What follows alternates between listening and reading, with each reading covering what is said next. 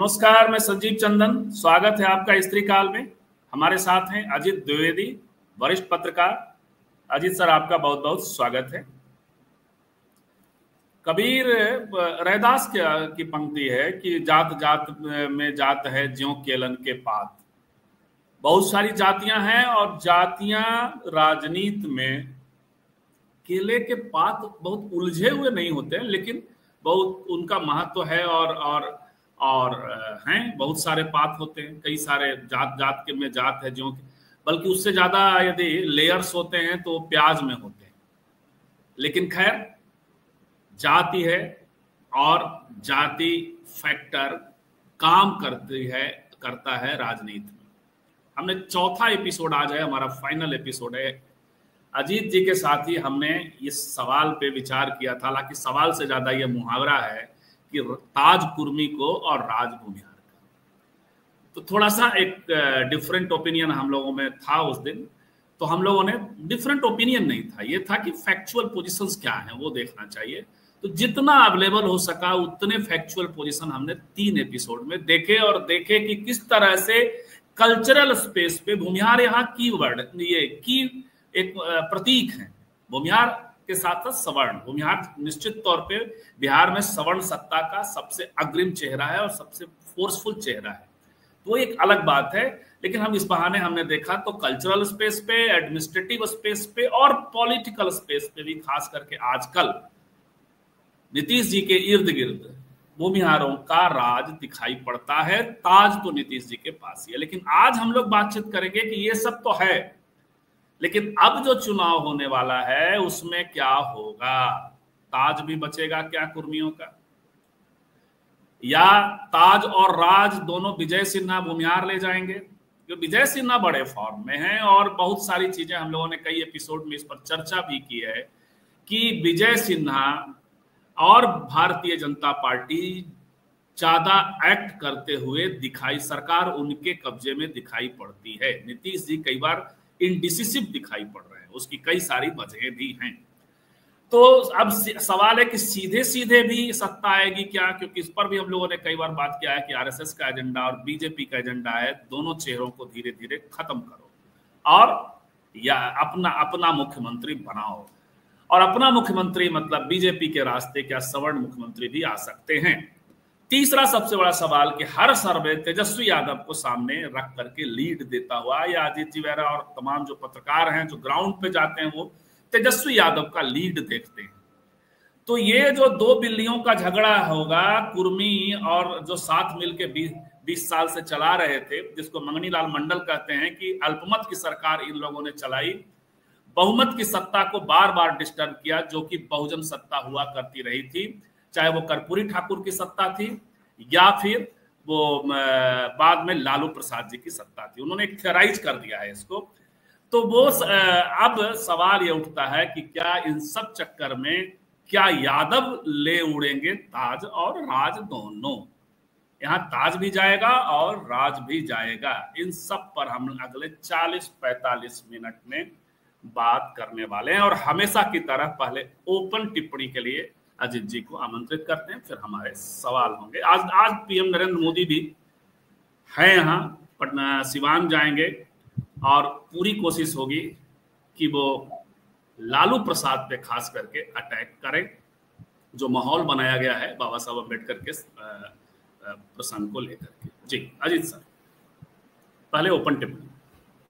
देखिए संजीव जी, 3-4 बातें हैं इसमें। 3-4 बातें, एक तो ये जो जिस पर आप चर्चा कर रहे हैं, लगातार 3 एपिसोड आप चर्चा कर चुके हैं कि ताज कुर्मी का और राज भूमिहार का, यानी राज सवर्ण का, उसके पॉलिटिकल एस्पेक्ट्स पर हम लोग को आज उसमें एक बातचीत करनी है। दूसरे जो नए इक्वेशन इमर्ज कर रहे हैं बिहार की पॉलिटिक्स में, अभी उस पॉलिटिक्स में कुर्मी का राज बचेगा, ताज बचेगा, या वो चला जाएगा? जैसे 2005 में यादव का ताज चला गया था, फिर कुर्मी के सर सजा था और फिर आगे किसी और के सर सजने वाला है, वो उसके कई पहलू हैं जो आपने बताया। और तीसरा तेजस्वी यादव की जो बढ़त तमाम सर्वेक्षणों में दिखाई दे रही है, और उसके बाद राष्ट्रीय जनता दल का जो प्रदेश समिति की बैठक हुई थी, उसमें लालू यादव का बहुत इम्फेटिकली ये कहना कि तेजस्वी ही मुख्यमंत्री बनेंगे। ये बात वो पहले भी एक बार मोतिहारी गए थे कोटवा में, एक सभा में उन्होंने कह दिया था जमुना यादव की जयंती का कार्यक्रम था संभवतः, तो कि कोई माइकल लाल तेजस्वी को नहीं रोक सकता। तो ये 3 बातें हैं। हम लोग पहली बात से ही शुरू करते हैं जिसको कंक्लूड करना है हम लोगों को। आपकी इस लंबी चर्चा का, ये 3 सीरीज की चर्चा को कंक्लूड करना है। तो जब पहली बार हम लोग बात कर रहे थे और ये चर्चा हुई थी हम लोगों की कि इस पर बात करनी चाहिए है, तब भी हमने कहा था कि ये एक मिसनोमर है, एक तरह का ये मिसनोमर है। और मेरा अब भी मानना है कि ये एक पॉलिटिकल कंस्ट्रक्ट है जो 2005 में कई कारणों से कंस्ट्रक्ट किया गया था। मतलब एक मिसनोमर गढ़ा गया था, एक धारणा बनाई गई थी और उस धारणा के पीछे कई चीजें थी। जैसे पहली चीज जो हम समझते हैं, पहले उसकी थ्योरीज पर चर्चा करते हैं, फिर थोड़े बहुत फैक्ट जो हमको अभी याद आ रहे हैं या आपको ध्यान आ रहे होंगे वो हम लोग कह देंगे। तो वो पहली चीज जो हमको समझ में आई कि नीतीश कुमार के मुख्यमंत्री बनने के बाद उनके शासन की साख बिगाड़ने के लिए जो एक प्रयास था, चूंकि वो उस समय आप देखिए कि कितनी मुश्किल से नीतीश कुमार की सत्ता आई थी। 2005 के फरवरी का चुनाव सरकार नहीं बन पाई थी और सबसे बड़ी पार्टी उस समय भी संभवतः 75 सीटों के साथ आरजेडी ही आई थी। और उसके बाद जेडीयू और तब बीजेपी थी। सरकार नहीं बनी, निलंबित रही विधानसभा। उसके बाद फिर अक्टूबर में चुनाव हुआ तो नीतीश कुमार की पार्टी को और पूरी सत्ता आई, मतलब एनडीए को, नीतीश कुमार की पार्टी और बीजेपी को मिला करके। तो एक मुश्किल से राज मिला था उनको। और कहीं ना कहीं लालू यादव और जो आरजेडी का इकोसिस्टम था, कांग्रेस लेफ्ट का इकोसिस्टम था, उसमें था कि ये एक एबरेशन है और एक हो गया, मतलब ऐसा होना नहीं चाहिए था, ये हो गया। तो उसको एक्सेप्ट करने में मुश्किल थी। जैसे बहुत आप एक मिसाल है कि 2014 के में भी नरेंद्र मोदी की जीत को कांग्रेस ने और दूसरे जो उस इकोसिस्टम के लोगों ने एक एबरेशन ही माना था। ये माना था कि ये वन टाइम फिनोमेनन है कि एक बार जीत गया, इसके आगे तो थोड़े जीतेंगे। ऐसे ही 2017 में जो जीत मिली थी उत्तर प्रदेश में, उसको भी एक एबरेशन माना गया था कि ये वन टाइम फिनोमेनन है, ये नहीं होगा, आगे नहीं रिपीट होगा। लेकिन जब 2022 में रिपीट हुआ तो हम लोगों ने देखा कि बिहार में उसकी क्या प्रतिक्रिया हुई। उसकी प्रतिक्रिया में नीतीश कुमार ने दाव बदला और लालू यादव के साथ गए थे, जो दूसरी बार का दाव था। तो ये उसी तरह से 2005 के में नीतीश कुमार के मुख्यमंत्री बनने को एक एबरेशन के तौर पर देखा जा रहा था। उसको डीस्टेबलाइज करने की कोशिश उसी समय शुरू हुई थी। उनके शासन की साख बिगाड़ने की कोशिश उसी समय शुरू हुई थी। और ये माना गया था कि बिहार तो मंडल की जमीन है, यहाँ कैसे कोई आदमी ऐसा मुख्यमंत्री, अगर हम लोग ऐसा प्रचार करें कि वो आरएसएस बीजेपी का आदमी है, सवर्णों का राज है, असल में ताज खाली दिखावे के लिए नीतीश कुमार के सिर पर है, तो इसकी साख बिगड़ेगी। ओबीसी पॉलिटिक्स, जो मंडल की पॉलिटिक्स है, वो पॉलिटिक्स फिर से आएगी और पिछड़े एकजुट हो जाएंगे, तो इस सत्ता को फिर हम लोग बदल देंगे, फिर से आरजेडी का राज आ जाएगा। और जब 2005 के में, चूंकि उस समय तक विधानसभा भले हार गए थे लालू यादव, लेकिन केंद्र में सरकार बन गई थी और केंद्र में सरकार थी 24-25 एमपी के साथ। लालू यादव सबसे पावरफुल थे। तो ये एक मन में था कि इसको बदला जा सकता है। और उस बदलने के टूल के तौर पर ये एक पूरी कंस्ट्रक्ट किया गया था, एक मिसनोमर गढ़ा गया था कि ताज भले कुर्मी का है लेकिन राज भूमिहार का है, यानी सवर्ण का है। तो ये अच्छा, उस समय इसको दिखाने के लिए कुछ भी दिए गए थे। तो अगर थ्योरी के लेवल पर देखें तो हमको एक बड़ा कारण ये समझ में आता है कि एक उम्मीद थी कि बदला जा सकता है। और अगर ये धारणा पिछड़ों में बना दिया गया कि लालू यादव थे तो असल ताज भी था और राज भी पिछड़ों का था, यहाँ ताज तो है लेकिन राज पिछड़ों का नहीं है, तो पिछड़ों का पोलराइजेशन हो, ये बना दिया जाए। फिर एक किस्म का फ्रस्ट्रेशन जो 15 साल में जो एलिट क्लास पैदा हुआ था लालू यादव के राज में, उस एलिट क्लास का एक फ्रस्ट्रेशन था कि उनके हाथ से सत्ता निकल गई। तो उसमें भी ये एक गढ़ा गया, एक मिसनोमर बनाया गया, एक तो ये हमको थ्योरी के लेवल पर हमको ये बात समझ में आ रही है। और इसी थ्योरी में हमारी अपनी थ्योरी है, आप अपनी राय इस पर। हाँ, लेकिन थोड़ा सा टेस्ट करने के बाद जैसे कुछ ऐसी चीजें घटती चली गई। एक तो जो जैसे 2010 की जो घटना है उस पर हम लोगों ने बात पहले भी की थी, परमेश्वर मुखिया वाला।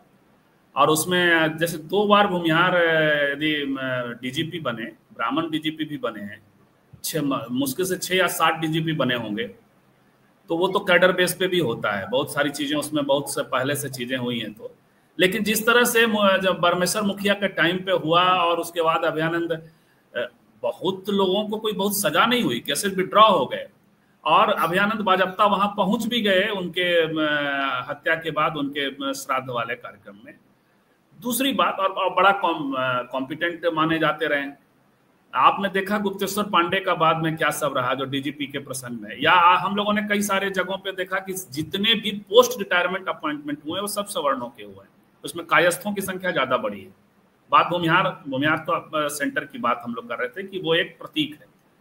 उसी तरीके से आज की तारीख में ये तो एडमिनिस्ट्रेटिव हुआ, लगभग जो निर्णायक पोजीशन पे दिखाई पड़ रहे हैं, विजय चौधरी हो, ललन सिंह हो, या बाहर में भी अभी तो सर, लेकिन खैर ये तो है जो भी है। अब ये आज हम लोग इसको डिसाइड करने की जगह आपने, लेकिन ये बात फैक्ट जरूर है जो आपने सबसे बड़ी बात कही कि ये क्वाइन भी किया गया होगा या इसको पुश इसीलिए किया गया होगा कि एक अल्टरनेटिव विचार, जैसे जंगल राज है वैसे ये वाले विचार से काउंटर किया जाए। वो मुझे ये बात पे मैं पूरी तरह 100% सहमत हूँ। तो अब जो है नहीं, जैसे अभी आप जैसे आपने ये उस थ्योरी को, उसमें इस बात को आपने, ये बात सही है कि जो कंस्ट्रक्ट था, आप भी कह रहे हैं कि ये उस समय उम्मीद थी कहीं ना कहीं आरजेडी कांग्रेस सबको कि ये एक वन टाइम है, हम लोग अगर ये इस्टेब्लिश कर दे कि ये राज फिर से पिछड़ों का आना चाहिए है तो ये इसको हम लोग समाप्त कर सकते हैं। तो उसके तहत एक पॉलिटिकल, एक राजनीतिक जुमला था जिसको उछाला गया और उसको और किया गया होगा। बिल्कुल, क्योंकि हमने ये नहीं टेस्ट किया है ना कि आरजेडी के टाइम पे ये टेस्ट हमने यहाँ किया, आरजेडी के साथ हमको टाइम भी टेस्ट करना चाहिए था, कॉन्ट्रास्ट में जो नहीं किया। हालांकि सच्चाई है, आप भी सवर्ण समाज से आते हैं, हम भी सवर्ण समाज से आते हैं, तो हमारा इनर सर्किल जो रहा है वो हम जानते हैं कि नीतीश जी को कभी अपना नहीं मानता रहा है। वो जब मौका मिलेगा तब उतार फेंकने की बात रही है, उसी से सवाल बनता है। आज की तारीख पे थोड़ा हम लोग अब बात करते हैं। हाँ, कुछ कहना चाह रहे हैं? हाँ, हम ये कहना चाह रहे हैं, अभी उसको वो जो पहली बात हमने शुरू की है वो कंक्लूड नहीं हुआ है। उसमें क्या है कि उस थ्योरी को आप आगे जब बढ़ाएंगे, उसमें जब आप उसके इर्द गिर्द चीजों को देखेंगे, जैसे अभी आपने कहा ना कि ये ब्रह्मेश्वर मुखिया के उसमें किसी को सजा नहीं हुई, लोग बचाए गए, तो उसमें तो आरोपी भी और पीड़ित भी दोनों एक ही वर्ग के थे ना, एक ही वर्ग के थे। तो उसमें किसी को ये होता कि अगर ये जो उपद्रव हुआ, यहाँ की बात कर रहा हूँ, जो पटना में उपद्रव, उसके कारण लोगों में वो तो अभियानंद की इमेज बहुत पूरे नेशनली खराब हुआ उसमें। हाँ, तो वो कई बार होता है कि सरकार किसी की भी, दूसरा भी डीजीपी वहां होता तो उस पॉपुलर सेंटीमेंट को या उसको कुचलने की कोशिश उस तरह से नहीं करता। ये उस समय की स्थितियां थी, उस समय हर समय क्या परिस्थिति होती है। जैसे आप एडीसी को देखिए ना कि उसके बाद भी जब जैसे लालू यादव राज में आए तो कहाँ भागलपुर दंगों के आरोपियों को सजा होगी, तो वो तो नहीं हुई। उसमें तो कई बार प्रोसेस भी होता है, अपना इन्वेस्टिगेशन होता है कि वो जो प्रोसिक्यूशन होता है वो सारी चीजें अपने उसमें आड़े आती हैं इस तरह की चीजों में। लेकिन जो ये धारणा बनी, अब इस धारणा को अगर हम कंट्राडिक्ट करना चाहें या हम इसको, क्योंकि हमारा यकीन नहीं है इस बात, हम हमेशा ये मानते हैं कि जो राज जिसका होता है, ताज जिसके सर होता है, अगर वो जरा सा भी मजबूत और होशियार नेता है तो फिर राज उसी का होता है। आप ये नहीं कर सकते जैसे लालू यादव का राज, तो लालू यादव का राज में कम सवर्ण थोड़े उनके इर्द गिर्द थे। आप अभी हम लोग 2005 की सरकार की बात कर रहे हैं, केंद्र में जो सरकार बनी थी, देखिए कैसे लोग मंत्री थे, रघुवंश प्रसाद सिंह मंत्री थे, अखिलेश प्रसाद सिंह मंत्री थे, रघुनाथ झा मंत्री थे। तो दिल्ली में तो इन्हीं की चलती थी, या तो लालू यादव की चलती थी, नहीं तो इनकी चलती थी। ऐसा तो था नहीं कि यहाँ जयप्रकाश यादव या फातमी साहब ज्यादा चलती चला रहे थे, यूपीए की सरकार थी पहली, तो इन सब लोगों की चलती थी, सब लोग फॉरवर्ड थे। लेकिन आप नहीं कह सकते हैं ना कि राज लालू का था तो ताज लालू का था तो राज भूमिहारों का था, या मैथिल ब्राह्मणों का था, या राज का था। वही स्थिति मोटे तौर पर देखिए, हम आपको एकदम पूरी जिम्मेदारी के साथ कह रहे हैं कि नीतीश कुमार के राज की पहचान आरसीपी सिंह, और आप जितने सवर्ण नेताओं की नाम ले रहे हैं, इनमें किसी की हैसियत नहीं थी कि आरसीपी सिंह के सामने खड़े होकर के बात कर सके। ये पूरी जिम्मेदारी के साथ हम कह रहे हैं, संजीव जी की चपरासी की हैसियत थी सबकी आरसीपी सिंह के साथ। चपरासी की तमाम सवर्णों की संजीव जी आरसीपी के साथ, और आज भी जिनकी बात आप कर रहे हैं ये सब चपरासी की हैसियत में है, सब बैग उठाने की हैसियत में है। अभी भी सरकार में जो शॉट है, जो फैसले हैं, वो सम्राट चौधरी करा रहे हैं दीपक कुमार के जरिए, या नित्यानंद राय करा रहे हैं दीपक कुमार के जरिए। अब यहाँ आ रहे हैं, बिल्कुल। तो अब हम इस पे सहमति के साथ आगे बढ़ते हैं कि चलिए मान लिया कि ताज और राज दोनों कुर्मी का था, लेकिन उसके जो पहले से इस्टेब्लिश कल्चरल सोशल ताकत है सवर्णों का, वो उतना ढीला नहीं हो पाया, बल्कि थोड़ा सा उसको ढीला करने की कोशिश भी नहीं की नीतीश कुमार ने। ये कह सकते हैं कि जो एक पहले से बना हुआ था उसको उन्होंने तोड़ने या ढीला करने की कोशिश नहीं की। तो ये भी कह सकते हैं कि उसको लालू यादव ने भी बहुत तोड़ने की कोशिश नहीं की थी 15 साल। बिल्कुल। अब आज का विषय है कि ताज और राज कुर्मी, चलिए मान लिया, अब हो गया, बात भी मान क्या लिया, ऐसे कोई उपकार पूर्वक अजीत जी पे नहीं मान रहे हैं। लेकिन अब जो है आज का विषय है कि अब ताज और राज दोनों भूमिहार कि ताज और राज यादव।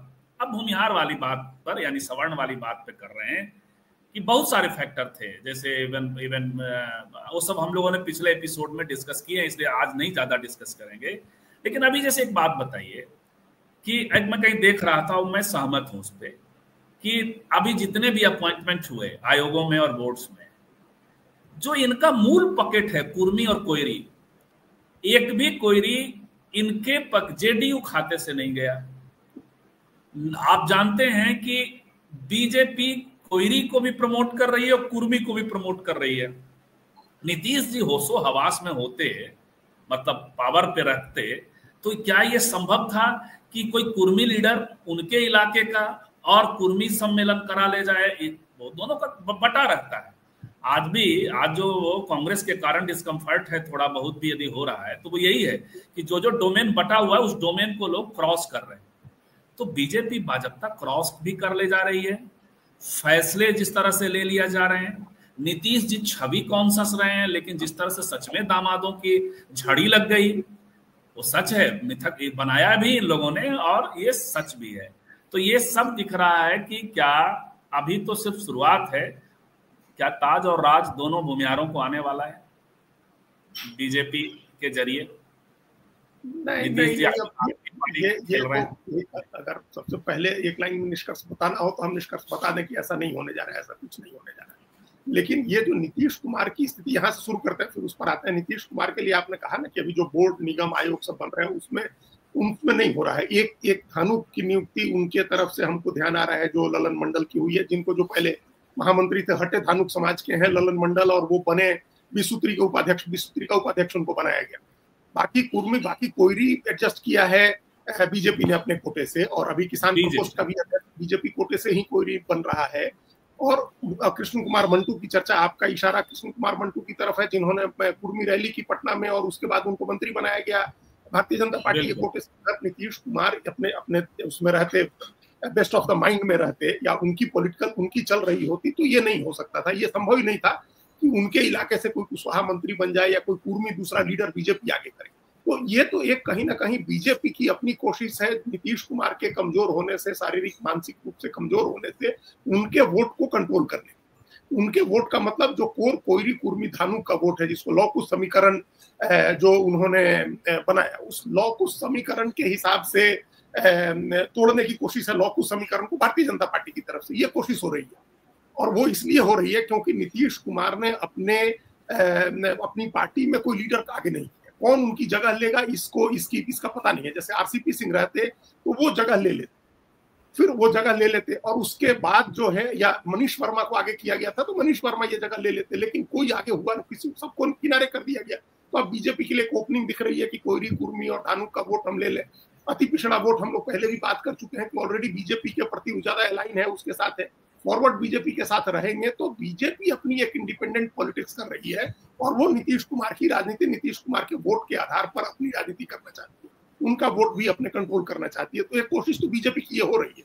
लेकिन बीजेपी जो दूसरा बात है, ये बहुत फारफेच्ड लग रहा है कि बीजेपी अगर कंट्रोल करती है और पावर में आती है तो कोई सवर्ण बन जाएगा मुख्यमंत्री, आरएसएस कोई फॉरवर्ड मुख्यमंत्री बना देगी, कोई भूमिहार का राज आ जाएगा। ये बहुत फारफेच्ड लग रहा है हमको। अभी इसमें इसकी संभावना नहीं दिख रही है हमको, इसकी दूर दूर तक संभावना नहीं दिख रही। हालांकि बीजेपी ने ऐसा बहुत कुछ किया कि जहां ये, जैसे महाराष्ट्र के बारे में भी ये अकल्पनीय था, लेकिन फडणवीस को ला दिया उन्होंने, और ला दिया, इन्हें मजबूत कर दिया। फडणवीस आज की तारीख में अब तो ये भी चर्चा चलने लगी है कि योगी बनाम फडणवीस कौन नंबर 2 होगा। तो ये बीजेपी ने 10 साल में ये करके दिखाया है। तो और आप जानते हैं कि ब्राह्मण यहाँ की तुलना में वहाँ और ज्यादा त्याज्य हैं, मतलब वहाँ तो भाई अम्बेडकरी पॉलिटिक्स है, वहाँ एक अलग मसला रहा है। तो ब्राह्मण या भूमिहार, तो वहाँ तो ब्राह्मण है। जी। लेकिन वहाँ क्या है संजीव जी, एक तो महाराष्ट्र की बात अगर हम लोग करें तो आप हम लोग पिछले 35 साल में देखे, 3.5 दशक में, तो जो जिस तरह की मंडल की राजनीति बिहार में हुई है या उत्तर प्रदेश में हुई है, उस तरह की राजनीति वहां नहीं हुई है, उस तरह का डिवीजन वहां हमको नहीं दिखता है।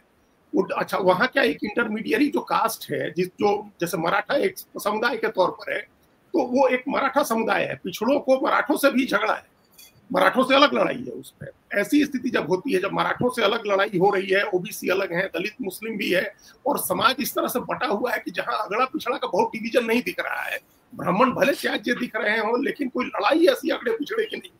तो वैसी स्थिति में आप ये प्रयोग कर सकते हैं जो प्रयोग चलता रहा वर्षों तक तमिलनाडु। मामूली 2% की आबादी के साथ जयललिता, वहां ब्राह्मण की आबादी 1-2% है, लेकिन जयललिता मुख्यमंत्री बनती रही, लगातार बनती रही, क्योंकि उनके पीछे फेवर का समर्थन रहा। लेकिन उन्होंने द्रविड़ पॉलिटिक्स नहीं छोड़ा उन्होंने, बल्कि द्रविड़ पॉलिटिक्स को और मजबूत किया। तो आप देखिए ना फडणवीस की मराठा पॉलिटिक्स को, फडणवीस से ज्यादा आज हम, अब आपने जिक्र छेड़ दिया तो हम आज ही बताएं कि आज उन्होंने, आज एक उनका वो एक्सप्रेस अड्डा, इंडियन एक्सप्रेस के उसमें आए थे, एक्सप्रेस अड्डा एक प्रोग्राम होता है इंडियन एक्सप्रेस का, वहां उनसे कई सवाल पूछे गए। तो एक रैपिड राउंड में पूछा गया कि आप बताइए कि महाराष्ट्र की एक चीज जो, मुंबई की एक चीज जो दिल्ली को सीखनी चाहिए है, और दिल्ली की एक चीज जो मुंबई को सीखनी चाहिए। तो उन्होंने कहा कि मुंबई की 10 चीजें हैं जो दिल्ली को सीखनी चाहिए है, लेकिन दिल्ली की एक भी चीज नहीं है जो मुंबई को सीखनी चाहिए। तो ये जो रीजनल बायस है, ये फडणवीस ने छोड़ा नहीं है। फडणवीस ने भी मराठा पॉलिटिक्स थोड़ी छोड़ दी, महाराष्ट्र फर्स्ट वाली पॉलिटिक्स थोड़ी छोड़ दी उन्होंने। अब वो मराठा ओबीसी, हमसे कहिएगा तो हम कहेंगे कि जो है मुंबई को ये सीखना चाहिए कि मराठों का जो है दिल्ली में पानीपत हो जाता है। तो यदि वो सपना देख रहे होंगे इधर, तो बड़ी मुश्किल हो जाएगी, ये जरूर है। लेकिन सर ये वाला जो अस्मिता की राजनीति उन्होंने छोड़ी नहीं है, मराठा अस्मिता की राजनीति जो है वो नहीं छोड़े हैं वो, तो ये वो अपने कर रहे हैं। लेकिन वो उसकी ऐसे भी मराठी फॉर्मेट में पेशवाओं ने मराठा शासन चलाया है, ऐसा मराठा के नाम पर वो हुआ है। लेकिन खैर अभी वहां नहीं फंसते हैं, अब आते हैं यादव। ये सुविधा तो है ना, लेकिन कि आप मराठों की तरह यादवों को किया भी जा रहा है, विलेनाइज किया जा रहा है। आज लालू जी टारगेट होंगे ही होंगे। अभी तक मोदी जी के भाषण का खबर नहीं आया है, लेकिन 4-5 दिन से ये जो बाबा साहब वाला अननेसेसरी, जो कि जिसकी तस्वीर देखी तक नहीं वाला जो माहौल बना और जो चीजें हो रही हैं, तो वो सब यादव का मतलब है इस देश में मुसलमान हैं और आप यादव हैं तो आपको संत पैदा होना होगा। आप चोरी नहीं कर सकते, आप जो है किसी तरह का माने जीवन में किसी तरह का ऑफ द ट्रैक जीवन नहीं जी सकते। यहाँ तो स्थिति हो रही है कि मुकदमों में, क्राइम में एक भी यादव मिल गया तो सरकार बल्ले बल्ले हो जाती है, और ना भी मिला तो विजय सिन्हा कहते हैं कि अभी तो लालू यादव इम्पैक्ट काम कर रहा है। अरे ससुर, सॉरी विजय सिन्हा को मैं नहीं कह रहा हूँ, ससुर तकिया कलाम की तरह मैंने कहा, सॉरी। तो आप विजय सिन्हा जो हैं, आप मैंने कह रहे हैं कि लालू यादव 20 साल से आप शासन कर रहे हैं, तो यादवों को आप विलेनाइज करके दूसरी जातियों का तो ले ही सकती है ना, बीजेपी लेती भी रही है, ले भी रही है। अजीत सर देखिए, ये भी एक पॉलिटिकल कंस्ट्रक्ट है जो उत्तर प्रदेश बिहार में बीजेपी ने बनाया हुआ है। उसका मकसद ये है कि नॉन यादव जो ओबीसी जातियां हैं उनको पोलराइज करो। यादवों को किन के बीच विलेन बनाया जा रहा है, फॉरवर्ड्स के बीच में थोड़ा विलेन बनाया जा रहा है, उनको विलेन बनाया जा रहा है दलितों के बीच में, उनको विलेन बनाया जा रहा है अन्य पिछड़ों के बीच में। कि और अच्छा, जो सोशल रियलिटी एक लेवल पर है, जो सोशल स्ट्रक्चर हम लोगों का है, वहां तो जो इंटरमीडिएरी कास्ट है उनके साथ जो अत्यंत पिछड़ी जातियां या जो दलित है, उनके झगड़े तो चलते ही रहते हैं, वो तो लड़ाइयां होती ही रहती हैं। तो उसके आधार पर विलेन बनाने की एक कोशिश हो रही है ताकि नॉन यादव पिछड़ा हमारे साथ है। यही बात तो, ये पॉलिटिक्स आज की थोड़े है, ये तो जो पहला सोशल इंजीनियरिंग का प्रयोग उत्तर प्रदेश में गोविंदाचार्य ने किया, जिसके तहत कल्याण सिंह मुख्यमंत्री बनाए गए थे, वो यही तो राजनीति थी कि मुलायम सिंह यादव के खिलाफ अगर अन्य पिछड़ों को एकजुट करना है तो तब आप नेता देखिए ना, तमाम कौन नेता थे उस समय जो भले ब्राह्मणों का कब्जा रहा हो, लेकिन 3 नेता जो बड़े नेता थे, हम केसरीनाथ त्रिपाठी और लालजी टंडन, कल्याण सिंह, विनय कटियार, उमा भारती, ओमप्रकाश सिंह। तो ये तो किस लिए किया गया? ये उस समय से ये बात चल रही है कि एलिमिनेट करो इनको, एक 10% उत्तर प्रदेश में या 14% बिहार में, इनको विलेन बनाओ अन्य पिछड़ों के बीच में, दलितों के बीच में, और उनको एकजुट करो। इसका बीजेपी को कितना फायदा मिला है? अभी बिहार में भी जो अत्यंत पिछड़ी जातियां बीजेपी के साथ अलाइन करती हैं, वो इसी वजह से तो करती हैं। तो तो ये एक राजनीतिक दावपेच का एक हिस्सा है, एक स्ट्रेटेजिक पोजीशन है जो बीजेपी ने ले रखी है। लेकिन ये बिहार यूपी के बाहर नहीं है भाई। हरियाणा में अगर यादव साथ नहीं आते तो भारतीय जनता पार्टी थोड़ी चुनाव जीत रही थी पिछली बार। हरियाणा में तो यादवों ने भारतीय जनता पार्टी की सरकार बनाई। राव इंद्रजीत सिंह और राव नरबीर सिंह और ये पूरा जो अहिरवाल का बेल्ट है जो गुड़गांव के आसपास का, इसी ने तो सरकार बना दी। कोई 14-15% आबादी ने एकमुश्त वोट किया। हालांकि कोई संभावना नहीं थी कि मुख्यमंत्री बनेंगे। नायब सिंह सैनी मुख्यमंत्री थे, एक दूसरा अत्यंत पिछड़ी जाति का व्यक्ति मुख्यमंत्री है, लेकिन यादवों ने बीजेपी की सरकार बनाई। और ये मध्य प्रदेश यहाँ से लेके पूरा माने ये वाला पूरा गुड़गांव से लेकर के पूरा एलनाबाद वगैरह का पूरा बेल्ट यादवों का जो बेल्ट है। हाँ, तो इस बेल्ट ने ही तो बीजेपी की सरकार बना दी। तो हरियाणा है सर, बिहार यूपी का कंस्ट्रक्ट है बीजेपी का। बीजेपी रीजन के हिसाब से अपना बदलती जाती है अपनी पॉलिटिक्स को। देखिए अभी भी झारखंड में यादव वोट को थोड़ा छोड़ा है, बीजेपी ने पूरी कोशिश करती है कि किसी तरह से उस वोट को हम अपने साथ रखें और इसका उसको फायदा मिलता है। देखिए उसने अन्नपूर्णा देवी को मंत्री बना रखा है केंद्र में, लगातार दूसरी बार बनी है वो। वो राजद से गई हैं और भाजपा कंफर्टेबली वहां बनी। हाँ, एडजस्ट हो गई, राजद से गई। राजद विधायक दल की भी नेता रही, राजद की प्रदेश अध्यक्ष रही। और वो पूरा कोडरमा हजारीबाग का जो इलाका है जहाँ यादव वोट है, आप देखिए बरकट्ठा सीट देखिए, बरही सीट देखिए, कोडरमा सीट देखिए, यहाँ सारे यादव जीते भारतीय जनता पार्टी। तो ये खाली यूपी बिहार का कंस्ट्रक्ट है। अब सर बताइए, दूसरी नहीं, अभी इसमें एक बात आपने और कही थी जो उसका भी जवाब जरूरी है। ये विजय सिन्हा जो है ना, वो बिहार की पॉलिटिक्स में नॉन एंटिटी है। आप एक प्रतीक के तौर पर उनका इस्तेमाल कर सकते हैं, वो नॉन एंटिटी है। और भाई उनकी हैसियत, थोड़ा जोश में आ गए, थोड़ा मुजफ्फरपुर में कह दिया बुलडोजर चला दो, बुलडोजर चल गया। थोड़ा मोदी जी जो उनके घर गए उसके बाद तो 2-3 दिन फॉर्म में रहे हैं। लेकिन जैसे आप मोदी जी घर गए और अगले ही दिन औरंगाबाद के मंच पर उनको बुलाया नहीं गया। जो सभा हुई वो विक्रमगंज में, उसको उनको बुलाया नहीं गया मंच पर। तो वो तो यहाँ तो बैलेंस करती रहती है भारतीय जनता पार्टी। उनकी एकमात्र योग्यता जो अभी जो राजनीतिक कद उनका बना, अभी देखिए ना कैसे रोड ट्रांसपोर्ट छीन करके उनको दे दिया गया नितिन नवीन को। अगर वो कोई उनके जरिए कोई पॉलिटिक्स बीजेपी कर रही होती तो जो सबसे इंपॉर्टेंट मिनिस्ट्री होती है होम और फाइनेंस के बाद, वो तो उनके पास रहती। लेकिन अभी जो उनकी एकमात्र जो योग्यता जिसके दम पर उनको आज ये तमाम चीजें मिली हुई हैं, वो ये है कि स्पीकर के आसन पर बैठ करके उन्होंने नीतीश कुमार से डांट सुन लिया। तो ये उनकी एकमात्र योग्यता है जिसके दम पर वो अभी जो भी कुछ भी हासिल हो रहा है वो हासिल हो रहा है। चल, अब ये बात है। अब तीसरी बात कि ये तो ठीक है, आप कह रहे हैं कि राज और ताज दोनों कुर्मी का था, आगे और भी रहेगा, चीजें जो हुई वो एक अलग रहे, वो पिछड़े अति पिछड़े का रहेगा। बिल्कुल। दूसरा आप कह रहे हैं कि राज और ताज किसी सूरत में सवर्णों को, भूमिहारों को नहीं जाने वाला है, नहीं जाने। ऐसे भी भूमिहार श्री कृष्ण सिंह के बाद कोई मुख्यमंत्री तो नहीं हुए, नहीं पर्सनली मैंने भूमिहार जाति जो है। तीसरा जो है अब है कि यादव ले उड़ेंगे ताज और राज। सारे सर्वे तो यही कह रहे हैं। 32%, 17 + 15%, 32% से खाता खुलता है उनका। मिले छटना, अन्य चीजें होती हैं। यादवों का अपना एक समूह और दूसरे तरीके से मध्य वर्ग काम कर रहा है, उसकी आकांक्षाएं काम करेगी। कितना उसको बीजेपी उभारती है 3 महीने में, कितना पप्पू यादव कॉन्ट्राडिक्शन को भी बढ़ा देती है, क्या सब होगा एक अलग बात है। लेकिन फिलहाल तो पावरफुल स्थिति में दिखाई पड़ते हैं यादव। और दूसरा कि जैसे होता है सत्ता के लिए भूखा मन, जैसे जैसे यूपी में था, अखिलेश यादव के साथ ताकत लगा दी गई थी। अजीत सर क्या लगता है?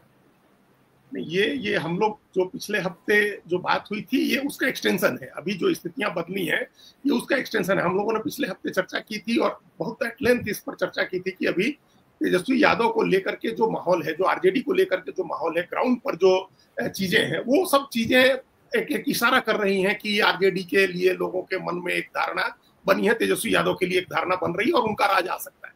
अब अभी जो राज्य परिषद की बैठक हुई उसमें लालू यादव ने बहुत खुल करके अनाउंस किया और सीपीएम, आईएमएल और सीपीआई इन सब ने मान लिया है कि तेजस्वी यादव मुख्यमंत्री होंगे। मुकेश सहनी मान चुके हैं। कांग्रेस पार्टी भी इशारों में कह रही है, अभी खुल के कहेगी ही कहे। तो एक तरह से ये इंडिया ब्लॉक जो है उधर से मुख्यमंत्री पद के दावेदार तेजस्वी यादव घोषित हो गए और एनडीए में अभी इस बात की दुविधा है, अभी खींचतान चल रही है, उठापटक चल रही है कि कोई किसको घोषित करें या नहीं करें। नीतीश कुमार को आगे मुख्यमंत्री बनाने की बात हम लोग करें या नहीं करें, सम्राट चौधरी की बात करें या नहीं करें, ये अभी उधर दुविधा है। तो अभी एक इकलौते पहलवान है। अब होता है ना कि जैसे वो दंगल फिल्म में एक डायलॉग था कि आप अकेले दौड़े और चुनाव जीत, अकेले दौड़े और जीत गए। तो वो अभी अकेले दौड़ते दिख रहे हैं तेजस्वी यादव, अभी उनको कोई चैलेंज हमको नहीं दिख रहा है। अभी भले बहुत बड़ा सोशल इक्वेशन है, बहुत बड़ी सोशल इंजीनियरिंग है, एनडीए की अति पिछड़े हैं, उसमें महादलित का 3/4 हिस्सा दिखता है, सवर्ण है, ये सारी चीजें हैं, लेकिन अभी उनकी तरफ से दौड़ेगा कौन, लड़ेगा कौन तेजस्वी से, ये साफ नहीं। दूसरी बात है जो आपने कहा ना 32%, अब ये 32% का दायरा थोड़ा और बड़ा हो गया। 32% तो है, ये यहाँ से तो खाता खुल ही रहा है उनका, लेकिन ये दायरा बहुत बड़ा हो गया है। इस पर भी हम लोग चर्चा कर चुके हैं। जो कांग्रेस ने पॉलिटिक्स की, राजेश राम को अध्यक्ष बनाया, या लोकसभा चुनाव में जो पॉलिटिक्स दिखी, जो वोटर का बिहेवियर दिखा हम लोगों को, उस बिहेवियर से हम लोग ये कह सकते हैं कि 1/4 मतलब 20% दलित का 5% वोट जो है वो मूव कर रहा है इंडिया ब्लॉक की तरफ। फिर हम लोगों ने जो मुकेश सहनी के लिए जो माहौल हम लोगों ने देखा, अति पिछड़ा का वोट का एक समीकरण मल्लाह के जरिए मूव कर रहा है आरजेडी की तरफ, इंडिया ब्लॉक की तरफ। मंगनी लाल मंडल का जो दाव है, और जिस तरह से एग्रेसिव होकर के मंगनी लाल मंडल आकर के जितने एग्रेसिव अंदाज में वो बीजेपी को अटैक कर रहे हैं या नीतीश कुमार को अटैक कर रहे हैं, देखिए वो अटैक तेजस्वी यादव करते तो वो हो सकता था कि बैकफायर करे, लेकिन वही बात अगर मंगनी लाल मंडल कहेंगे तो उसका असर हो, वो बैकफायर नहीं करेगा, क्योंकि वो भी उसी कम्युनिटी से आ रहे हैं, उसी समाज से आ रहे हैं जिस समाज की नेतागिरी की है नीतीश कुमार, वो धानुक समाज से आते हैं। तो ये एक बड़ा दाव है कि कोयरी कुर्मी धानुक में सेंध लगाना लालू यादव का एक बड़ा दाव है। आप कुछ कह रहे हैं? हाँ, मुझे थोड़ा सा हंसी आ गई कि अब फणीश्वर नाथ रेणु किसके रहेंगे, मंगनी लाल मंडल के रहेंगे कि नीतीश कुमार के रहेंगे, क्योंकि वो धानुक थे और कुर्मी भी उन पर क्लेम करते हैं। हमारे एक मित्र हैं, वो तो उन पर काम किया है उन्होंने, किताब भी आई है, तो वो अक्सर जी। हाँ, आप बात जारी रखें, फिर हम सवाल मंगनी लाल मंडल। मतलब ये जो मंगनी लाल मंडल का दाव है, देखिए ये सबसे वल्नरेबल वोट आज की तारीख में बिहार में वो है कुशवाहा का और धानुक का। कुर्मी तो फिर भी नीतीश कुमार हैं, तो कुर्मी अभी नहीं छोड़ रहा है, मान लीजिए जेडीयू को, हम लोग अभी उस पर बहुत दिमाग लगाने की जरूरत नहीं है, इसलिए लालू यादव भी बहुत दिमाग नहीं लगा रहे हैं। लेकिन कोयरी की जो महत्वाकांक्षा है कुशवाहा की, किसी तरह के जो आपने कहा ना कि अब राज और ताज यादव का था, फिर कुर्मी का हुआ, फिर कोयरी का हो जाए, इसकी उनकी बड़ी तमन्ना है और उनकी बड़ी तैयारी भी है। तो और साथ साथ ये टैक्टिकल वोटिंग का एक पैटर्न उनका है, जो पहले सवर्णों में दिखता था, सवर्णों में 1-2 जातियों में दिखता था, ये अपनी जाति का जहां कैंडिडेट है उसको पहले वोट दो और उसके बाद फिर तब किसी विचारधारा या किसी दल के आधार पर वोट करो। तो वहां कुशवाहा का ये हमेशा वोटिंग का पैटर्न है, जो लोकसभा में हम लोगों ने देखा, जिस तरह से आरा में हुआ, जिस तरह बक्सर में हुआ, जिस तरह सासाराम में हुआ, औरंगाबाद में हुआ, काराकाट में हुआ या खगड़िया में हुआ, ये सब पैटर्न हम लोगों ने देखा। लोकसभा चुनाव में हमारे अपने मोतिहारी पूर्वी चंपारण की जो लोकसभा सीट है, कुशवाहा उम्मीदवार था और तरस गई भारतीय जनता पार्टी कुशवाहा वोट के लिए, वहां नहीं मिला वोट। तो ये इसको साधा है, इसको लालू यादव ने इस बात को समझ लिया है कि उनके कैंडिडेट दो, उनका लीडरशिप आगे करो। तो अब जो हम 32% वोट में जो कोयरी कुर्मी धानुक का वोट है, उसमें से भी थोड़ा ही वोट जितना जुड़े उतना जुड़ेगा आके, मल्लाह का वोट एक जितना जुड़े वो जुड़ेगा आकर के, और दलित का एक हिस्सा आकर के जुड़ेगा। तो ये जो 32% का एक हम लोग मानते हैं, जो एक ट्रेडिशनली कहा जाता है कि लालू यादव एमओआई का समीकरण बना, वो एमओआई नहीं है। अब वो तो माई बाप कह चुके हैं पहले ही, तेजस्वी एक माई बाप समीकरण वो पहले ही कह चुके हैं, लेकिन वो अब समीकरण उसमें सचमुच अति पिछड़ी जातियों का कुछ हिस्सा आ रहा है, आ रहा है धानुक और दलित। तो ये एक बड़ा अम्ब्रेला हो गया। इसलिए हमको इस बार जो हम बार हम कहते हैं, और दूसरे तेजस्वी यादव की नेचुरल लीडरशिप जो है, जो इमर्ज हुई है लालू यादव की ट्रेनिंग में और प्रशासन में, नीतीश कुमार के प्रशिक्षण में, वो एक काम उसको लोगों को अब स्वीकार करने में लोगों को दिक्कत है। हमारी कल 2 लोगों से बात हुई है जो बिहार घूम करके, अलग अलग जगहों से बिहार घूम करके आए हैं। उनका कहना है कि अब वो कोई दुराव का भाव नहीं है, कोई इस तरह का माहौल नहीं है कि तेजस्वी यादव को भी नहीं बनने देना है, नहीं तो कि तेजस्वी यादव बन जाएगा तो 2005 के पहले का राज लौट आएगा। ये समझाने में बड़ी मुश्किल हो रही है बीजेपी की। बल्कि लोगों के मन में यह है कि एक बार तो दिया जाए, और इसीलिए बीजेपी बहुत टारगेट करके नहीं चल। मंगनी लाल मंडल ने बड़ा एक थियराइज किया है और शानदार थियरी दी है कि कर्पूरी ठाकुर बहुमत की सरकार थी और उन्होंने सवर्ण सत्ता को डिस्टर्ब करने की कोशिश की आरक्षण अन्य जाति जरिए से, तो उनकी सरकार चली गई। और लालू जी की बहुमत की सरकार थी और लालू जी जेल भेज दिए गए, जबकि एक अल्पमत की सरकार सवर्ण सत्ता ने इतने दिनों से बनाए रखा है। ये एक थियरी दी है। मंगनी लाल मंडल आपने कह भी दिया वैसे, लेकिन थोड़ा इस थियरी के आलोक में मंगनी लाल मंडल के और प्रभाव को थोड़ा आपने कहा ही कि अब वो जो हमला करेंगे वो उससे ज्यादा तेजस्वी कर नहीं सकते। जो सुविधा उनको नहीं थी वो सुविधा मंगनीलाल मंडल जी को प्राप्त है, अनुभवी हैं लंबे दौर से अजित सर, तो ये फैक्टर ज्यादा काम करने वाला है आरजेडी के पक्ष में। हाँ, तो ये अभी तक ये लग रहा था, देखिए पहले भी बीजेपी ने प्रयोग, मतलब माफ करिएगा, आरजेडी ने प्रयोग किया, ऐसा नहीं था। लालू यादव ने पहले भी रामचंद्र पूर्वे को बड़े वर्षों तक प्रदेश अध्यक्ष बना करके रखा, लेकिन रामचंद्र पूर्वे बहुत इफेक्टिव नहीं हुए। और एक तो ये भी कह सकते हैं कि वो समय उस समय नहीं आया था, वो समय नहीं था कि अति पिछड़ी जातियां या जो नॉन यादव जातियां हैं वो फिर आरजेडी की तरफ लौटे या लालू यादव की तरफ लौटे। वो शुरुआती दिन थे लालू यादव के विरोध में नीतीश कुमार के मुख्यमंत्री बनने के, वो शुरुआती दिन थे, तो उस समय टूटने की स्थिति नहीं थी, इसलिए भी कह सकते हैं कि वो ज्यादा इफेक्टिव नहीं रहे। लेकिन अब एक समय भी आया हुआ दिख रहा है। 20 साल के नीतीश कुमार के राज से जो एक ऊब है, जो थकान है, वो दिख रही है। उनकी अपनी सेहत ऐसी नहीं है कि वो लोगों को भरोसा दिला सकें। देखिए, ये हम लोग को बार बार ये सुनने को वहां से मिल रहा है, हम भी फील किए कि कोई ऐसी एंटी इनकम्बेंसी नहीं है कि मुखाड़ फेंकना है नीतीश कुमार को, लेकिन ये लोगों ने मान लिया कि अब वो मुख्यमंत्री नहीं बने। तो जब वो नहीं बनेंगे तो फिर उनका विकल्प कौन है? उनका विकल्प उन्होंने बनाया नहीं, भारतीय जनता पार्टी ने भी विकल्प नहीं बनाया। देखिए, भारतीय जनता पार्टी की क्या कमी रही उसमें, और नीतीश कुमार ने ये होने दिया कि जो मूर्तियां खड़ी की उन्होंने, जो मूर्ति स्थापित की, उस मूर्ति में उन लोगों ने प्राण प्रतिष्ठा नहीं की। उस मूर्ति की प्राण प्रतिष्ठा करके आप जब पूजा करते हैं, उसको एक महत्व देते हैं, तो फिर उसका असर होता है, उसका फायदा मिलता है। जो काम अभी लालू यादव कर रहे हैं मंगनीलाल मंडल के साथ, आप एक मूर्ति बना करके रख देंगे, उसका फायदा आपको नहीं होगा। लेकिन अगर उस मूर्ति में आप प्राण प्रतिष्ठा करते हैं, जो कर रहे हैं मंगनीलाल मंडल में लालू यादव और तेजस्वी यादव दोनों लोग, जिस तरह से जो उनको सम्मान मिल रहा है, उनको बना के उनको फ्री छूट है, जिस तरह से वो बयान दें और पॉलिटिकल नैरेटिव सेट करें, ये बीजेपी ने किसी अपने नेता को नहीं। जैसे आप अगर एक नोनिया नेता आपने आगे किया था रेणु देवी को, अगर उनमें प्राण प्रतिष्ठा करते, उनको आप अधिकार देते, उनको पावरफुल कर बनाते, तो बहुत चीजें बदल सकती थी बिहार की पॉलिटिक्स में। महिला थी, नोनिया थी, आपने नहीं किया, तो ये कमी रही है उनकी, इसलिए उनके यहाँ कोई नेता नहीं। सम्राट चौधरी को भी बहुत वो कर नहीं पा रहे, नहीं किया ना आपने। आप उनकी जड़ उखाड़ करके देख रहे हैं भाई। आप जब वो उप मुख्यमंत्री थे और प्रदेश अध्यक्ष थे, तो आपने दोनों क्यों नहीं रहने दिया जब वो एक मैसेज क्रिएट कर रहे थे वहां से? अभी हम आपको 10 बता देते हैं एग्जाम्पल, जहां एक व्यक्ति एक पद के सिद्धांत का उल्लंघन हो रहा है। भाई, जो पश्चिम बंगाल के प्रदेश अध्यक्ष सुकांत मजूमदार, वो केंद्र सरकार के मंत्री हैं। जो महाराष्ट्र के प्रदेश अध्यक्ष हैं चंद्रशेखर बावनकुले, वो वहां सरकार में मंत्री हैं। CR पाटिल गुजरात के प्रदेश अध्यक्ष हैं और केंद्र में मंत्री हैं। ये अपने जो तेलंगाना वाले प्रदेश अध्यक्ष हैं, वो जी किशन रेड्डी केंद्र सरकार के मंत्री है। तो ये तमाम लोग हैं। झारखंड में बाबूलाल मरांडी विधायक दल के नेता भी हैं, प्रदेश अध्यक्ष भी हैं। लेकिन एक व्यक्ति एक पद का सिद्धांत आपको बिहार में ही लागू करना था कि अब हमने सम्राट चौधरी उप मुख्यमंत्री हैं तो वो प्रदेश अध्यक्ष नहीं रहे। अगर वो दोनों होते, हम जिस प्राण प्रतिष्ठा की बात कर रहे हैं, अगर आपने किया होता सम्राट चौधरी में, तो कम से कम एक ये जो आशंका थी कि कुशवाहा वो टूट सकता है, उस आशंका को आप दूर कर सकते थे। कुशवाहा को अगर ये समझ में आ जाए, जैसे यादव को समझ में आया हुआ है कि तेजस्वी मुख्यमंत्री बनेंगे, तो उनके लिए वोट करना है, समूचे इंडिया ब्लॉक को वोट करना है, कैंडिडेट नहीं देखना है। उस तरह से अगर सम्राट चौधरी का मैसेज बनता, तो वहां कुशवाहा भी सोचता कि कैंडिडेट नहीं देखना है, सम्राट चौधरी को देखना है। वो काम बीजेपी ने किया नहीं। लेकिन इनकी पूरी तैयारी मोदी जी के बल पे लड़ने। कल एक बड़ा अच्छा, मुझे वो अच्छा लगा, किसी ने टिप्पणी की हमारे शाम के शो में, सीमा जी ने, कि अब इसी कारण से अब मोदी जी लड़ेंगे तो तेजस्वी से क्या लड़ेंगे? उम्र भी बहुत छोटा, नया नेता है, कोई ऐसा नहीं है, तो इसलिए भी लालू जी को विलेनाइज करके सामने रखना बीजेपी की मजबूरी है। और क्योंकि वो लड़ेंगे तो थोड़ा सा तो अपने कद के आदमी के साथ लड़ें, तो ये भी कुछ जो है वो मुझे ठीक ही लगा। अब सर, ये जो कुशवाहा है, आप टिप्पणियां लेंगे थोड़ी देर में, 2-4 टिप्पणियां लेने लायक हैं जो हम लोग की बातचीत को बढ़ाएगा। 30 मिनट भी हो गया है। लेकिन ये कुशवाहा, अब रेणु कुशवाहा भी आरजेडी की ओर आ रहे, बीच में चला था कि कांग्रेस की ओर जाएंगी।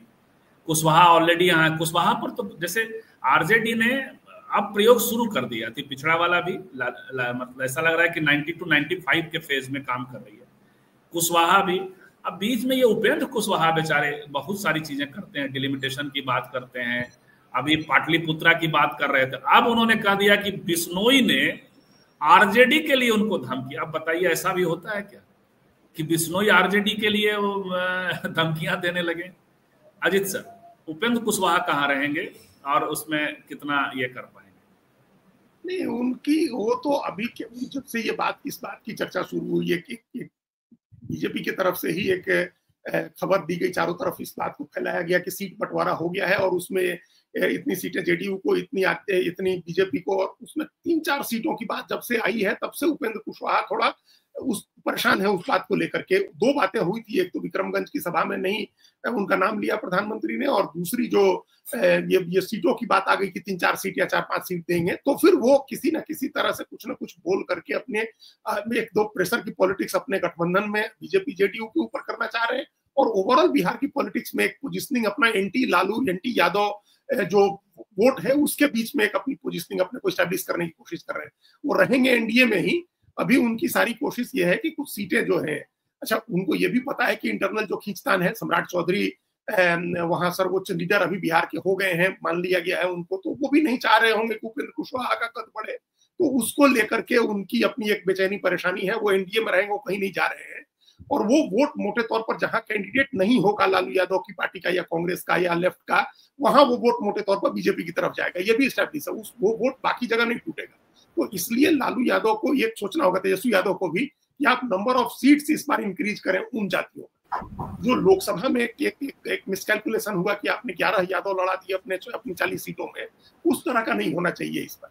इस बार पिछली बार चिंता थी जरूर कि यादव लोकसभा चुनाव में टूटता रहता है, यादव जाके देता रहता है बीजेपी को वोट, जेडीयू को वोट, कई जगह जहां आरजेडी का नहीं होता है। विधानसभा चुनाव में वो चिंता नहीं। विधानसभा चुनाव में एक तरह से यादव और मुस्लिम वोट को लेकर के वो आश्वस्त है लालू यादव तेजस्वी की, वो वोट आएगा पूरी तरह से। अब उनकी कोशिश उसके ऊपर बड़ा उस दायरे को बढ़ाना है, इसलिए वो लेके आएंगे उसको, वो वोट अपना जरूर उसको जोड़ने की कोशिश करेंगे। बिल्कुल अजय मिश्रा जी, हम लोग आएंगे और बीकानेर आए, टूरिस्ट प्लेस है, रसगुल्ला खाया जाए, भुजिया पापड़ मशहूर है बीकानेर का, जरूर स्वागत आप करिएगा और हम लोग आपका स्वागत पाएंगे भी, जरूर आएंगे। तो ये है सर। खैर, अब पहले टिप्पणी लेते हैं, उसके बाद आखिरी सवाल, कुछ ऐसी टिप्पणी जो बात को बढ़ाए, जो हम लोगों को जज कर रहा हो वैसी टिप्पणी भी ले लेते हैं। जज करने वाला सीरियस लोग, बरसाती लाल वर्मा कभी अशिष्ट टिप्पणियां नहीं करते हैं, इसलिए उनके जजमेंट को ले लेते हैं। जैसे वो कह रहे हैं कि ये अजित जी को जज किया इन्होंने, चपरासी कहने के अंदाज में भी वर्ग भेद है। फिर उन्होंने कहा कि tone and tenor itself speak loud. तो ये है, ये उन्होंने, हालांकि विजय को जज करिए। जैसे उनका कमेंट आया, हमने उसी समय देखा। हो सकता है कि ये कहते हुए हम थोड़े एक्साइटेड हुए हो कि भाई ये, क्योंकि हम जो नोशन है हाउस का, उस नोशन को कंट्राडिक्ट कर रहे हैं। तो जब किसी भी डिबेट में जब आप नोशन को कंट्राडिक्ट करते हैं, नोशन के पक्ष में होते हैं, तो आप ज्यादा जज्बाती और भावनात्मक नहीं होते हैं, नोशन के फेवर में बोल रहे हो। जब आप अगेंस्ट में हो, दूसरी एक बात तो स्वीकार करना पड़ेगा बरसाती लाल जी, मैं तो कम से कम स्वीकार कर, अजित जी भी स्वीकार करेंगे कि जब आप कास्ट की बात करते हैं और कास्टलेसनेस की बात करते हैं, तो हम लोग जिस लोकेशन, ऐसा तो होता नहीं है ना कि हम लोग मुक्त हो गए। जाति मुक्ति बहुत आसान नहीं है, धर्म से मुक्ति आसान है, क्लास से भी मुक्ति थोड़ा ठीक है, लेकिन जाति मुक्ति कहाँ है, संभव ही नहीं हो पाता। तो जो हम लोगों का कंस्ट्रक्ट है वो थोड़ा बहुत हो सकता है झलक गया हो, तो हाँ नहीं, चलिए मान लेते हैं। हमने कहा कि उसको, चूंकि हम कंट्राडिक्ट कर रहे थे इस बात को, इसकी कि ब्राज ताज कुर्मी का और राज भूमिहार या सवर्ण का है, वो नहीं है। हम ये, हमारा सिर्फ ये कहना था कि ऐसा है नहीं, क्योंकि ये वो उस तरह के नेता नहीं है, कोई नीतीश कुमार या लालू यादव उस तरह के नेता नहीं है कि कोई आदमी अपना टर्म उनसे डिक्टेट करा लेगा। अगर कहीं उन्होंने किसी को महत्व दिया तो वो बड़े सोच समझ के दिया, बड़े राजनीतिक उसके साथ। देखिए, हम कहीं के एक हमारे एक साथी हैं भारतीय जनता पार्टी के नेता, उनसे बात हो रही थी, उन्होंने बताया कि कितने सवर्ण नेताओं को नीतीश कुमार ले आकर के जगह, जगन्नाथ मिश्रा को ले आकर के जगह दिया उन्होंने, रामाश्रय सिंह को ले आकर के जगह दिया उन्होंने ऐसे कितने लोगों को दिया, लेकिन उसका फायदा था, उनका राजनीतिक फायदा था। इसको नेताओं का सर आत्मविश्वास कहेंगे। मैं उसको ऐसे देखता हूं कि पॉलिटिकली बिल्कुल आत्मविश्वास, ओबीसी जी, पॉलिटिकली ओबीसी और दलित जमात जो है आत्मविश्वास से भरा हुआ है। हाँ। और एकेडमिकली, इंस्टीट्यूशनली अभी जो दलित और ओबीसी समाज है उसका संघर्ष है, क्योंकि वो अभी उसको रिप्लेस करना है। तो पॉलिटिकली वो समाज आगे आगे चल रहा है, इसीलिए सवर्णों के लिए रिजर्वेशन की मांग सवर्णों ने नहीं की थी। जो सवर्णों का ये जो आया, कुछ लोगों, हाँ, तो वो जो सवर्ण कोटा है वो बेसिकली ओबीसी और दलित जमातों की ही मांग है। ये सोशल नेताओं की मांग है, जमातों की नहीं। सोशल जस्टिस की नींव जो लालू प्रसाद यादव जी ने डाली थी, नीतीश जी ने इस टर्म में खत्म कर दिया। अब नीतीश जी पूरी तरह बीजेपी के प्रभाव में हैं। 20 साल इस पर हम लोगों ने बात कर ली है। LR भारती जी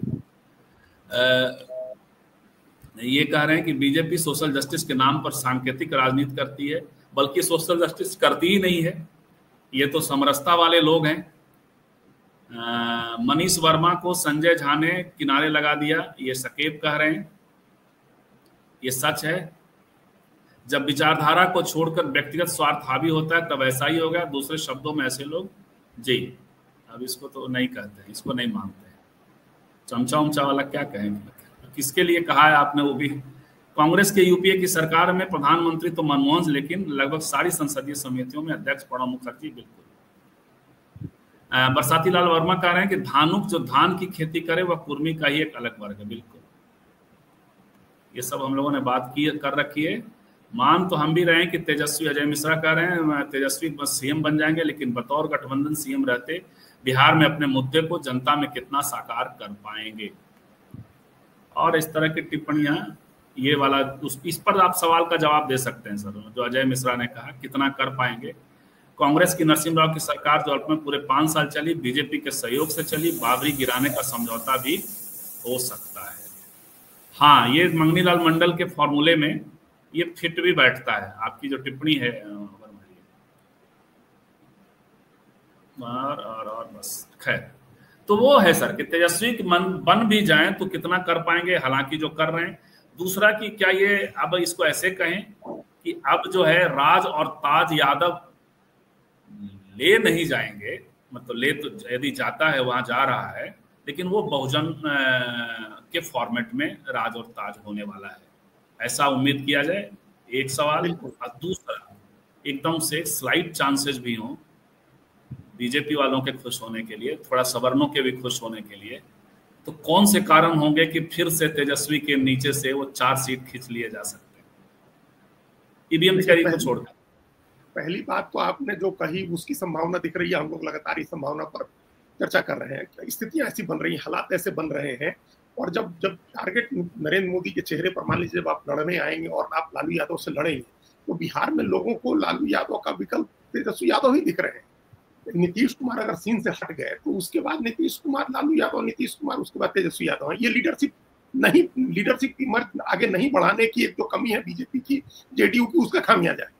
ये जो स्वाभाविक रूप से उभरे हैं, और हमको तो कई बार लगता है, जो हम आपके प्रोग्राम में कह भी चुके हैं, कि कई बार ऐसा लगता है कि नीतीश कुमार ये व्यवस्था करके जाएंगे कि बीजेपी की सरकार नहीं बने, और वो व्यवस्था उन्होंने कर दी है। उसी व्यवस्था के तहत उन्होंने 2 बार मुख्यमंत्री बनवाया है, तेजस्वी यादव को उप मुख्यमंत्री बनवाया है 2 बार, और उनकी सत्ता चलवाई है। एक इफिशिएंट और एक इंटीग्रिटी वाले लीडर के तौर पर उनको स्टैब्लिश किया। इंटीग्रिटी इसलिए क्योंकि 400 से ज्यादा फाइल चेक की सरकार ने उनके उप मुख्यमंत्री रहते, और कोई घोटाला नहीं, कोई उनको क्लीन चिट है एक तरह से। तो प्रशासनिक उनके अनुभव, उनकी क्षमता, उनकी ईमानदारी, इन सबको स्टैब्लिश करा दिया है नीतीश कुमार ने बिहार की जनता को। तो वो इंतजाम उन्होंने कर दिया है।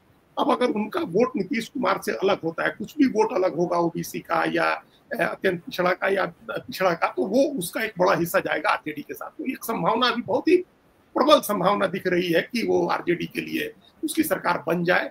और ये जो आशंका है कि वो पता नहीं एजेंडा लागू कर पाएंगे या नहीं, तो तेजस्वी यादव के सामने अब वो स्थितियां नहीं है जो स्थिति लालू यादव के सामने। लालू यादव के सामने एक शॉक थेरेपी देने वाली स्थिति थी, उनको उस अंदाज में लागू करना है।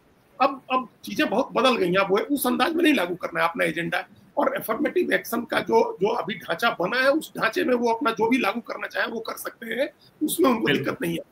और राहुल गांधी को यदि सफलता मिलती है कांग्रेस में इसी धारा के साथ जहां वो खड़े हैं, तो अनुकूल वातावरण भी होगा, कांग्रेस की तरफ से भी कोई ज्यादा खिंचाई नहीं होगी, माले उनके साथ जी।